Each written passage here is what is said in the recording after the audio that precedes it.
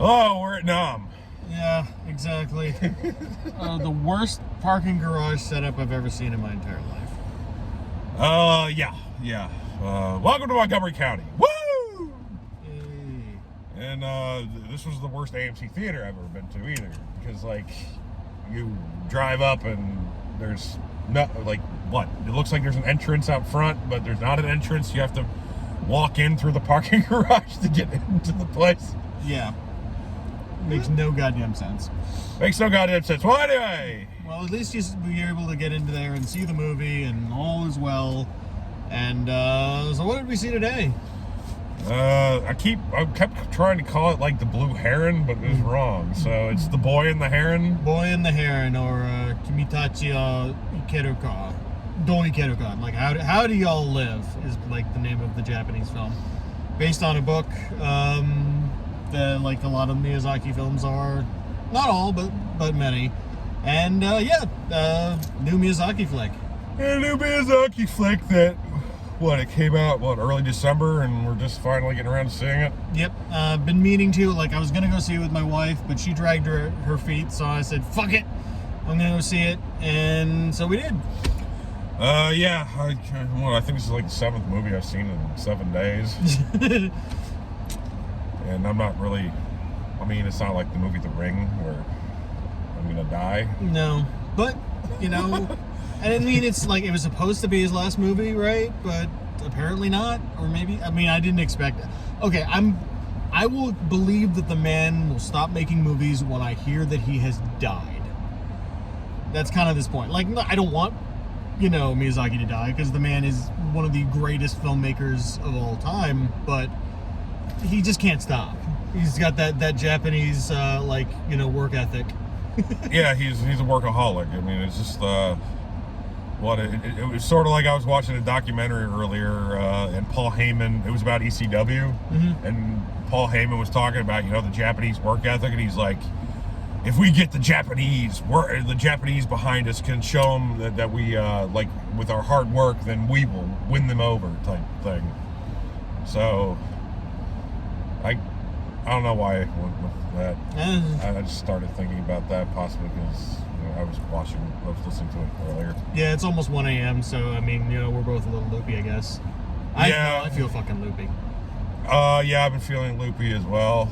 But it is what it is. But it's always great when you get a new Ghibli film, especially one from Miyazaki, and it's kind of an event. I would say so.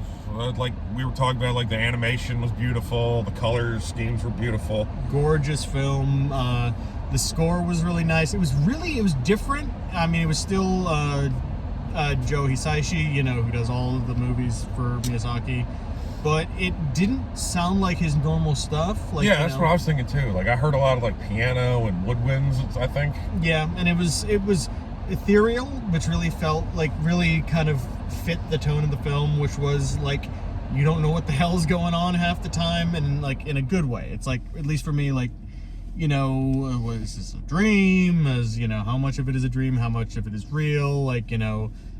Obviously not meant to be taken literally. It's a metaphorical piece, and a metaphor for what? I'm not entirely sure. I need to rewatch it and then kind of let it ruminate. It needs multiple viewings. Yeah, it's a very dense film. Yes, very, very dense. So if you're a simpleton, then this is not the movie for you. Yeah, go watch Hellraiser Bloodlines and have yourself a time. Hey. Was that the third Hellraiser movie? God, I think it was the 4th. I don't remember. I remember it was.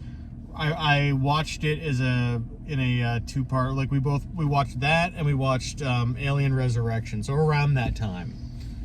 So, which I'm one of those mutants who actually really likes Alien Resurrection. Or you can just go watch Old. Yeah. M. Night Shyamalan's Old. Yeah, I'd like to see that just to scratch it off the list. Because at least it might be entertaining in how bad it is. That's what I hear. It's kind of ridiculous. But I didn't find The Happening was ridiculous, but yet it was, it was hilariously funny, and it was entertaining in that way. I mean, with the hot dog guy, but old, I just felt like it was, I don't know, I didn't find it very entertaining. I can't say. I haven't seen it, but maybe one day. I have a lot of good movies to watch, so maybe. Yeah, you have quite the shelf. Yeah. And, we should work through some of those. I'm sure we will. But yeah, so you of course you collect Studio Ghibli movies. Yeah, I mean it's so you already have basically this is shelf worthy for you. Yeah, no question. I mean if even the bad Ghibli is technically shelf worthy just from a film collection standpoint, but this is a legitimately good movie. So yeah, absolutely will be on the shelf. Right next to all the other movies. And, if you like, the highfalutin anime, if you like your Miyazaki, you're going to like this. Maybe not as much as others, because it's a very personal film. Yeah. It's not a literal story in a lot of ways. Like, there's some clear story beats, but then it kind of goes off the rails into this dreamlike, metaphorical territory. And a lot of people say it's hard to follow, and it is, but to a certain degree, but very entertaining, and at least it's an art piece. Yeah, it's an art piece. I thought it was well done. I thought the animation was great. The score was really good. I liked our characters. But yeah, just like what you're saying. As for rewatchability, I didn't think it was as rewatchable as Spirited Away. Well, it's like comparing Spirited Away to anything, even Miyazaki, even some of his best movies, I think very few come close to being at the level of Spirited Away. Yeah, that's true. So I mean, I'm not saying I'm taking anything away from it. Yeah. I mean, I would still give this an A. Yeah, I mean, bad, lowest, even if I don't want to even say it's bad Miyazaki or low level Miyazaki, but if there was such a thing, that's the least tasty meal you've ever had out of all the best things you've ever eaten. This is one of the most delicious steaks I've ever had, but it's not quite as good as the greatest thing I've ever put in my mouth. It's yeah, I got you. Yeah. So, I mean, I knew it was going to be entertaining. I knew it was going to be well made. So, wasn't disappointed. Looking forward to seeing it in the original Japanese. I got home. It was funny. I was talking to my wife and brother-in-law, and I was like, wait a second. Is this the dub? and they both sort of busted out laughing at me. And because, I mean, there's nothing wrong with a Ghibli dub. They're really good. Even they have amazing talent. So, but I do tend to watch it in the original Japanese because of I have to keep up my weeb cred. Yeah, I hear you, and I think when we were getting tickets, when I got tickets, it didn't even say on there at all. Doesn't say, and I looked at the thing, and there's no indication. But I was either it's going to be just the dub, or it's going to be subtitled because they know that the people who are still wanting to go see it at this point might be the diehards, or the diehards may probably already saw it. So I don't know. Well, but it was yeah. Our theater was pretty full. Yeah. Even for a movie that's been out for 2 months now? I think it was out. I think it came out the first week of December. Yeah. And it's okay, so it's and it's kind of a niche thing, it's not niche of the niche, but it's it's not the biggest blockbuster. So yeah. Kind of speaks volumes that it still had that many people in the theater. Yeah, for sure. So, and but yeah, I thought it was really well done.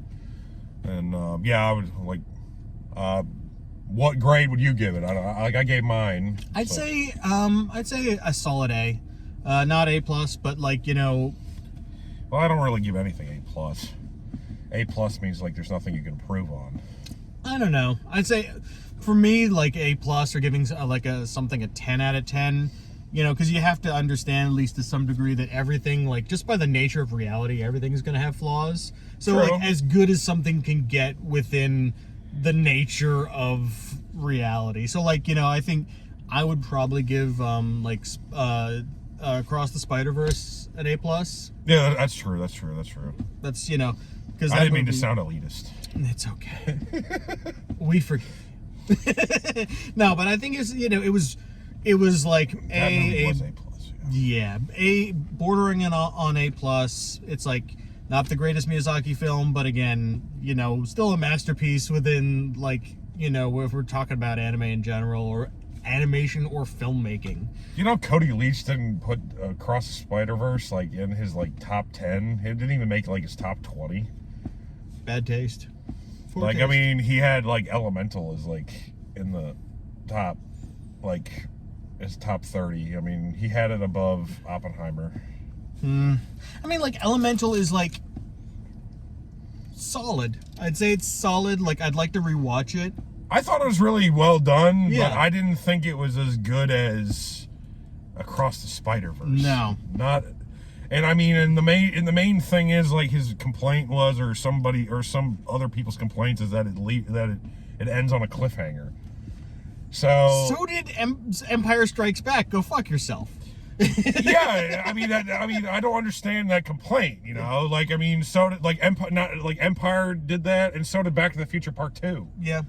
What, like, why does that make a difference? It doesn't. So you're basically saying that Back to the Future Part 2 is not a good movie or well received, or a classic because it ends on a cliffhanger? Yeah, and in the same way, like, how Into the Spider-Verse had more of a, told a full story, and then it did so well that it garnered two movies that were like, direct sequels to it. It's very kind of mirrors Back to the Future in that way. Yeah. And like, I think in a lot of ways, I think Back to the Future Part 2 is better than Back to the Future, and Across the Spider-Verse is clearly superior to Into the Spider-Verse, which I thought was fan-damn-tastic.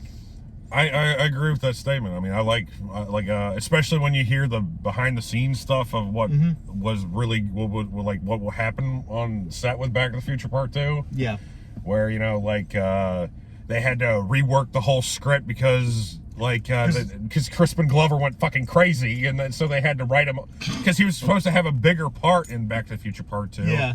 So it's just like, you can't have this movie. You can't make this movie without me. Okay, we'll just kill you. Well, we'll just basically put you upside down, have a different guy, in makeup. Yeah. And we'll just have him do a voice and just say, hey, yeah, there you are. Yep. Oh, God. And it's just the hubris of it. It's really funny. Every time I watch that, knowing, that they shot George McFly for that reason, is just really funny. It's actually not. It's funny if you read the novelization, which I have because I'm a giant nerd. He's not actually dead in it because it's based on the original script. Yeah. I mean, George McFly is destitute and out of his mind, but he's still alive.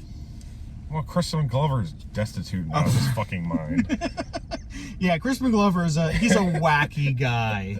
He's a wacky guy. I did like Bartleby, though. The Bartleby the Scrivener and Willard was pretty fun. He was also the bad guy in Like Mike. Did you like Mike? I actually never saw Like Mike. Also heard he was in the TV adaptation of American Gods. I don't know. I haven't seen that. Read the book. The book is really good. What, the one by Neil Gaiman? Yep. Gaiman, like, anything he does is pretty solid. Like, if you've seen was it Stardust, right? Yeah, I've seen Stardust. Such a great movie. Yeah, I love that movie. Mm-hmm. I think Matthew Vaughn directed that one. Mm-hmm. Yeah. That does all the Kingsman movies now and stuff, everything. Yeah. I still like to see Kingsman 2. I have it because I bought. I haven't seen any of the Kingsman movies. Oh, the first one is so good. I'm excited to see Argyle. Yes, absolutely. Argyle looks like really good coming out. We like.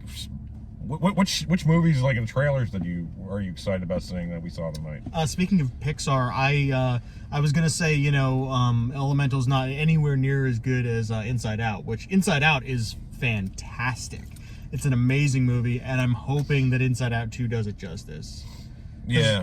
Because if anybody can make a sequel as good as the original in a lot of ways, like, you look at the first 3 Toy Story movies. Toy Story 1 was great, 2 was even better, and 3, I think, was an amazing cap to the trilogy, which is now a quadrilogy or whatever. But yeah, I didn't see the 4th one. I don't think it was fine. It was okay. Like, I mean, I still haven't bought it, and I will eventually, but you don't need to see it. I think they were just tapping into the well. Yeah. Like, I mean, the 3rd one, they were just basically they set it up for a great finale, and it was amazing. And then kind of heart-wrenching at the end. Like, it tugged at the heartstrings, and it really just, like, in the same way that, like, I think that's the reason why I didn't see 4. Was because I was like, I've already seen the ending. Like, why do I need to see? Like, I mean, basically, like, now they're just dipping back into the well and trying to get us to double dip and take our money out. Yeah, let it die. It's just like, yeah. Let it go. Yeah, and I mean, I only saw it like out of obligation, I think, but yeah, it's not worth seeing, but it's, if you don't see it, you're not gonna miss that much. Like, it was entertaining. Yeah, but it didn't make me cry. Whereas the first, like 2 and 3, definitely 2, the Jesse sequence, and 3, the ending. I can't really remember what trailers like that were playing tonight. I mean, I do remember Kung Fu Panda 4. Yeah. Which, like, I saw a poster and I was making fun of it last night on Twitter. Yeah, I was gonna say something on the Twitter post, but like, I'm so torn because Kung Fu Panda 1 through 3 were great. So, maybe it'll be great. The trailer made it look like it was going to be pretty good. Yeah. So I'm kind of excited about seeing that one. I love Jack Black. I think he's really good in that role. So yeah, I'm down. And but I mean, there's another trailer I saw recently. I think it was when I saw the Iron Claw. So I mean, it wasn't tonight, but they're like, there's this new Kristen Stewart movie. With what the hell is that guy's name? Like, he was in like The Rock. He was the bad guy in The Rock. Oh God, I haven't seen The Rock in decades. And he was like also in The Abyss. What the hell was it? Anyway, there's a new Kristen Stewart movie that's coming out. That's like a low budget, like I think A24 is putting it out.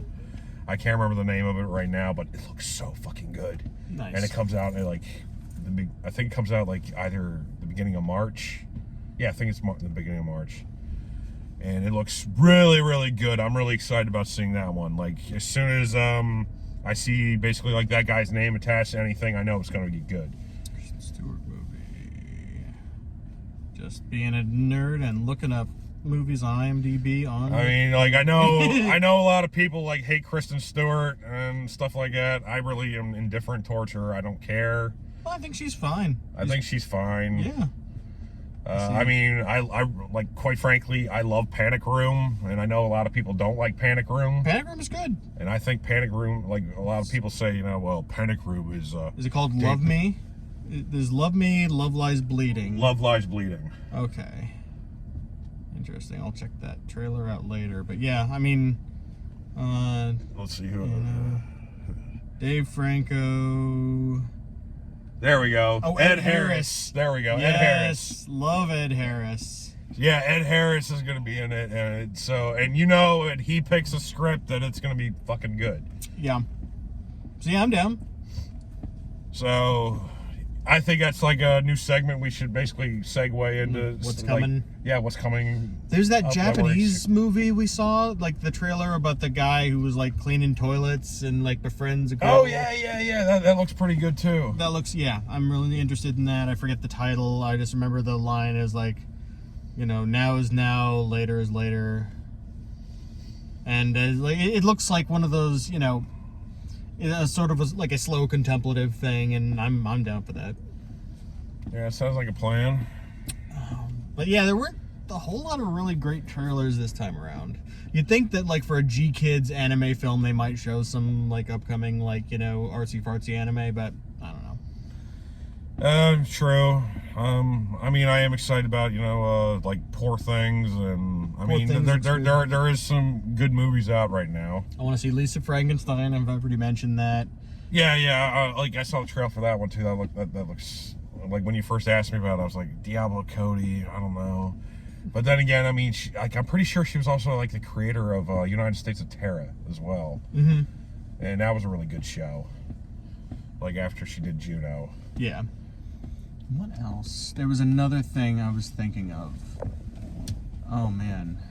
Toni Collette is so good. So like, I'm pretty sure she was the creator of that show as well, or showrunner or something. They showed. It's funny. It's not a movie that's upcoming. It came out in 2008, but they showed the trailer for the Gurren Lagann movie, which is coming back for its 15th anniversary or something. And that movie is really good, but the TV show, I should sit your ass down and watch Gurren Lagann because it's fucking amazing. It's just goddamn amazing, by the people the animation studio that did Kill la Kill and Neon Genesis Evangelion. Which has my name in it. Asuka Langley. Yeah. So if you like Ava, this is a bit sillier. It's got drills. Lots of drills. So like, subscribe, comment below, tell us what your favorite Studio Ghibli movie is. Yep. Why is Porco Rosso an underrated masterpiece? Yeah, that. And what do you want to see? What should we see? What should we babble about for 20 minutes, 30 minutes? Yeah, for real. We just, I don't know, I was driving him back to his car and I was like, we might as well just do this. Yeah, why not? Need to get back to it. Yeah, definitely need to get back to it. But we'll get back to it. Hell fucking yeah. So, tell your friends, subscribe. Friends, compatriots, lovers, haters, everyone in between. Lovers in between. And I don't know why I'm singing. It's a thing you like to do, It's part of the mic experience. Is it? Yeah, a little bit. I mean, it's not a bad thing. It's just it's the mic oeuvre. Well, you should have saw the intro last night when I was doing my review for The Boys in the Boat. I think. Have you uploaded that yet? Yeah, I did. Okay, I'll check it out later when I get home. I think I spazzed out for a good solid 30 seconds. Oh man. I think my friend Ebony, she was like, I think you're going basically seizuring at this point with some of your intros. Oh, by the way, hey Ebony, how you doing? Yeah, hey Ebony. Shout out to the Twitter crew. Y'all know who you are. Yeah, shout out to the Peace Up A-Town. Yep, my Twitter moots. Oh God, that I'm not assured this isn't 2004. However, I am.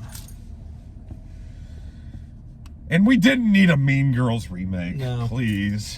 No, I mean they've been musicalifying everything. They did Heathers, that's even older.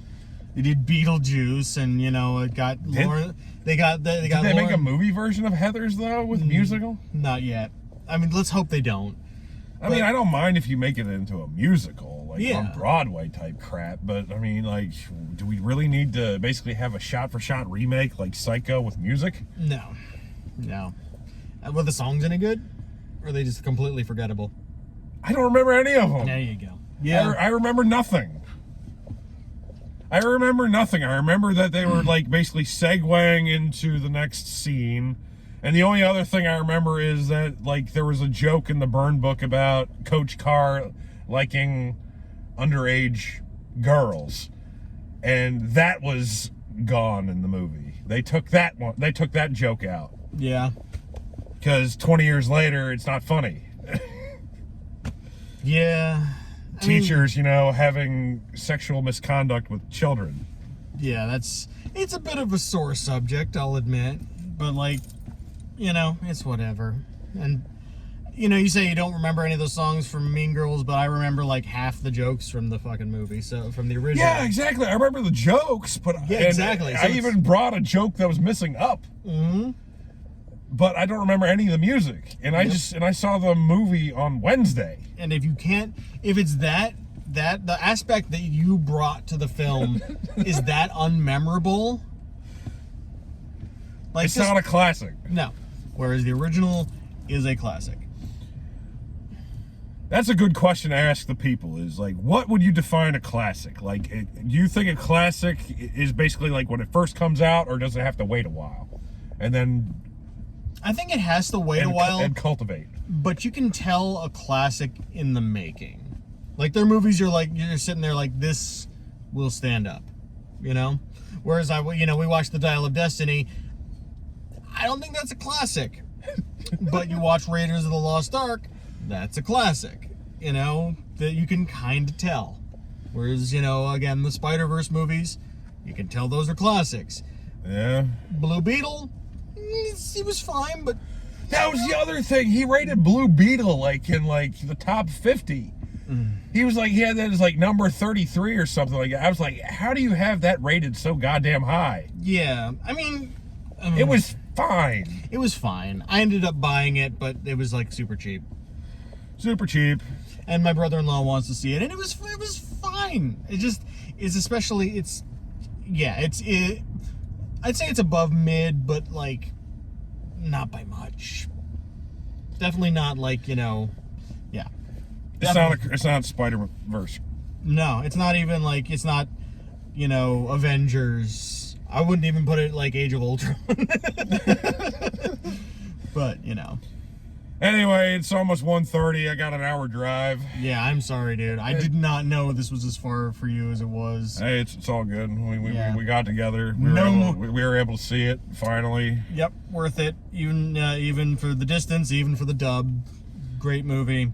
And no peeing in parking garages. No peeing in parking garages, and no more Gaithersburg unless it's an emergency. Well, this was an emergency because this was the only place it was playing. Yeah, exactly. So anyway, good night, Babs. Hasta lumbago.